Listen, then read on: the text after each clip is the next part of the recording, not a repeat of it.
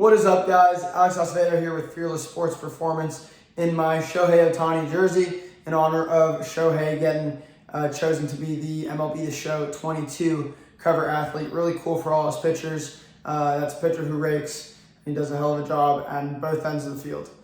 So today I want to talk to you guys about something that is very near and dear to my heart, something I am super passionate about, and that is kind of how PT has really failed the baseball world. One of the reasons why I'm in PT school is I want to make these changes and kind of change the way that PTs look at baseball or the way they treat baseball injuries. And so I want to talk to you about just some of the a few of the changes that I would like to see in PT with baseball players. A lot of these really aren't anything new, any new ideas, but just kind of applying the things we know that we already do with all these other pathologies to this more complex kind of baseball injury world. So the first change I would like to see is to assess and treat biomechanics. And of course, there are great PTs and great doctors, great coaches that kind of do all these things already, but they are just too little. The standard, almost 99% of care, standard care, needs to make these changes, and really we don't see these things. So, assess and treat biomechanics. This is something that we do with every other pathology. You see pain with some kind of movement, we're treating that, any kind of pain, whatever. One of the first things that we do as physical therapists is a postural and biomechanic analysis, just to see kind of what's going on here, find if there's a root to a situation that might be a biomechanical problem, and kind of look at what's going on there. Are we moving inefficiently and causing some stress somewhere, or is a weakness somewhere possibly causing a certain movement compensation here that might be overloading a certain area, tissue, whatever, in stress. And we don't really see this with baseball, and kind of primarily because a lot of PTs just aren't, because of the complexity of the movement, and a lack of really a standard of a efficient way to move, or the standard kind of pitching mechanics or throwing mechanics or swing mechanics that we want to see. Because there's a lack of that, a lot of PTs kind of just ignore the biomechanical things that might be going on in the throw or the swing or whatever, because of the complexity of it, because it's so complex and they don't really have enough knowledge on the subject to attack this, or it's just too much time and effort, and especially with a lot of the issues we see with insurance companies, PTs just don't have the flexibility to kind of work in those areas. So I think that's something we really need to stress and really need to work on, is assessing and treating biomechanics, because that's just a basic foundational part of short-term and long-term health for the thrower. If we're treating these symptoms and kind of treating the pain in just the elbow or shoulder or whatever, and when they get back to throwing and they have to ramp back up to their competitive intensity, if their biomechanics aren't sound, they're going to get injured again. It's just going to happen. So we really need to stress that. The second thing, treating the whole system.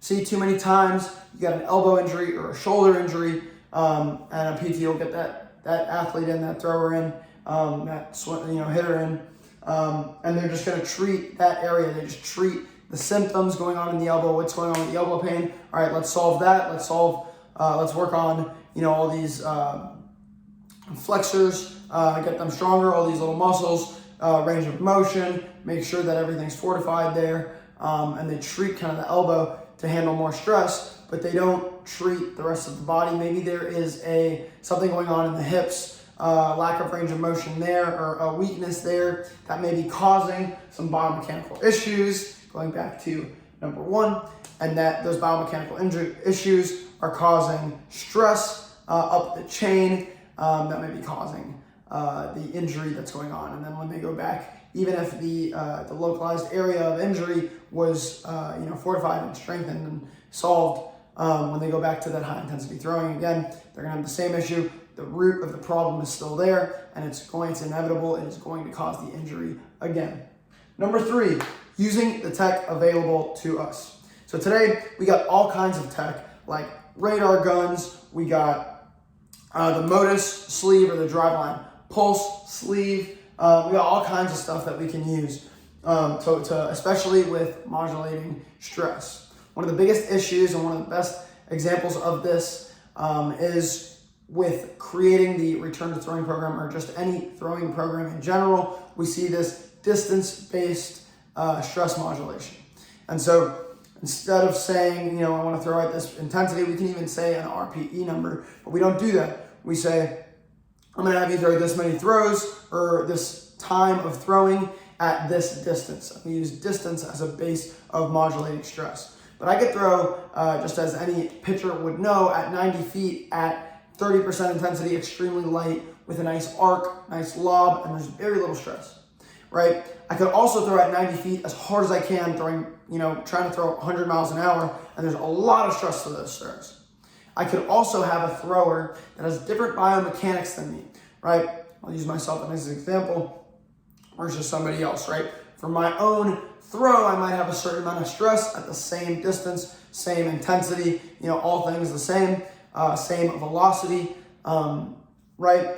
But this other thrower has more efficient biomechanics than me, and they're able to modulate that stress through the mechanics a little bit better. So they might have the same exact kind of, mile per hour throw, intensity throw, distance throw, and their throw has less stress than mine on the tissue. So using some of that technology to modulate is really important, rather than using distance, something that is could be interpreted any way, and just creates this huge variability when trying to follow that program, or an ability for there to be this huge variability in stressful throws. Some of the, I think the one of the best tools we can use that is not very expensive, it's actually very accessible and cheap, relatively cheap, is the driveline pull sleeve, or the motor sleeve. That's a super good tool. And if you don't have access to that, you can even use a radar gun, maybe not be as accurate or effective as a motor sleeve or driveline pull sleeve, but radar gun will do a much better job of modulating stress, or really tracking stress, than distance will. So using the tech available, and this applies to kind of all through the rehab process, there's lots of tech we can use that we don't use. So that's a change I'd like to see. Number 4, stop expecting time off of throwing to solve the problem. I see this too many times. Someone will come in, they'll get injured, they'll come into PT, and the doctor, their therapist, will say, take 2 to 4 weeks off of throwing, come in, we'll do some exercises that are just for the elbow, and then we'll get you back to throwing on a throwing program, right? Of course, the time off throwing may be beneficial to kind of give them some time off and kind of let those symptoms subside so that they can come back and work their way back through without pain. But that's not going to solve the problem. If that's what you're expecting to solve the problem, is to just take out stress and then rebuild them back up, it ain't going to solve the problem. We got to be looking at biomechanics. We got to be looking at the whole system and kind of treating everything that could possibly be affecting it. Whether that is biomechanics, strength, range of motion, nutrition, recovery routine, how you're sleeping. There's a whole system there. We got to treat the whole thing. And the last thing that I want to talk about is, don't be afraid to refer out if you don't feel comfortable treating this kind of patient. All right.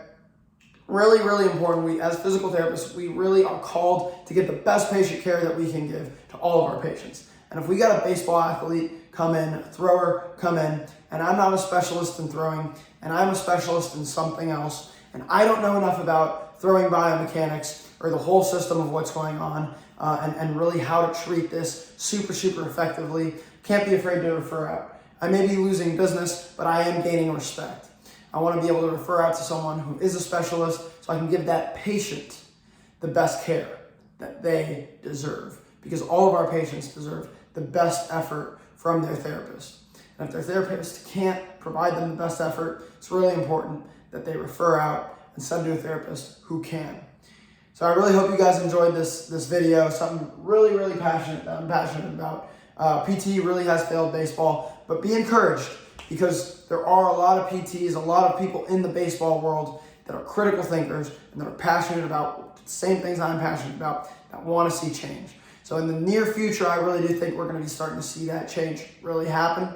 So be encouraged, and until then, keep yourself kind of updated on information that is new, on research that's coming out, so that you can really sift through the misinformation and all the people out there kind of spreading that in the baseball world. Hope you enjoyed this video. Stay fearless.